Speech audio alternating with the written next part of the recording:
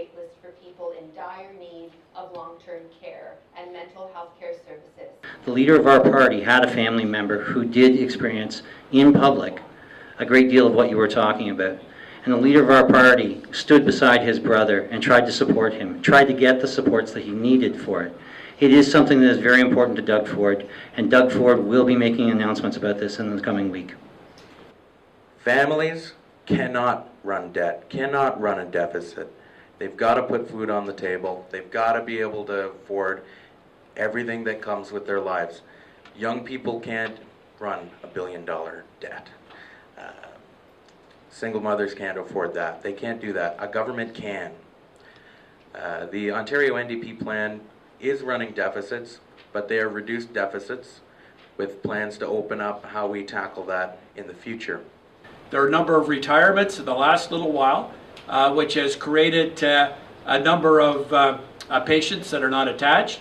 One of the things that we just corrected recently was the number of residency spaces in the province of Ontario, a correction that was just announced a short time ago by Dr. Helena Jasic, herself a former medical officer of health in the province of Ontario, to look at ways to increase the number of residency spaces in the province of Ontario.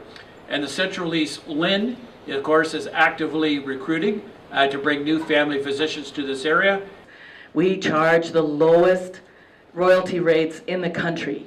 So our proposal is to gradually increase those royalty rates to the same level that they use in Saskatchewan. That way we don't price ourselves out of the market. And use that income, which is not a tax, but does encourage conservation, and because the companies have to find more ways to be more efficient about how they're using their natural resources, it requires them to hire well-educated technical people to develop those new ways of being efficient. I couldn't support a free dental care program because you'll see extreme wait lines for dentists. If everyone in this province is going to get free dental care, you're going to see wait lines just like we have in the hospitals. That's just what's going to happen. There's so many programs that, you know, I don't know if anybody's heard of Bon Jovi. He started one of the greatest ideas ever. He has he's buying buildings up that do like free meals and a room for the night for $1. That's what we need here. We're not doing the studies we should be doing to find out what causes these illnesses.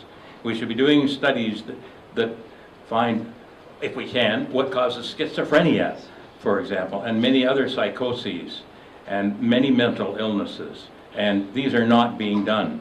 And regrettably, there seems to be, whether there are vested interests who are holding us back, I don't know, but it seems that way in the matter of climate change.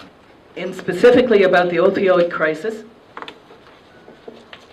declare the opioid crisis a state of emergency, not only to help funds flow faster, but also provide focused, coordinated government leadership to combat the crisis. Empower the Chief Medical Officer of Health to act more rapidly in response to public health crises. Give the Minister of Health the power to authorize the operation of supervised injection sites when a public health emergency is declared. This approach would expedite the opening of new sites, especially in comparison to the federal government's authorization process, which will be time-consuming and resource-intensive. I agree with the NDP. We need safe injection sites. I think that's crucial in treating addiction. A big part of this is the war on drugs.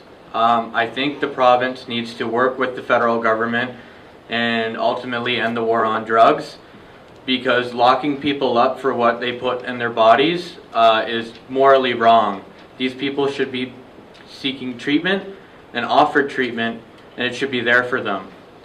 Exactly 1 month ago, we appointed Dr. Demers to do a full study of all the GE cases outside of the WSIB framework.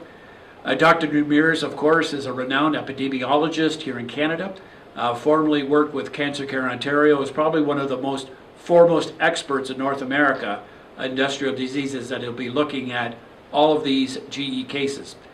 At the end of the day, after Dr. Demers reviews all these cases and looks at the WSIB, it would be ideal if we could move to a presumptive type framework. One of the problems that we have locally with addiction issues is that we don't have a care facility here. We don't. And when someone does need to go into that type of treatment, they have to leave the community, they have to leave their families, they have to leave the support systems that they have. That's not an effective way of doing it. We do have to address it here locally. We do need to invest in that, and we need to make sure that our most vulnerable are no longer vulnerable. People that are actually doing the work should be able to make a decision on how they do the work. That I think is at the tenet of what the Ontario NDP believes in, and it's something that we would continue to push for. We need to support frontline workers because they're the ones that are there helping people. And we're in a situation where they're overworked, they're stressed out, as you said. They don't want to stop working because they do that work because they care.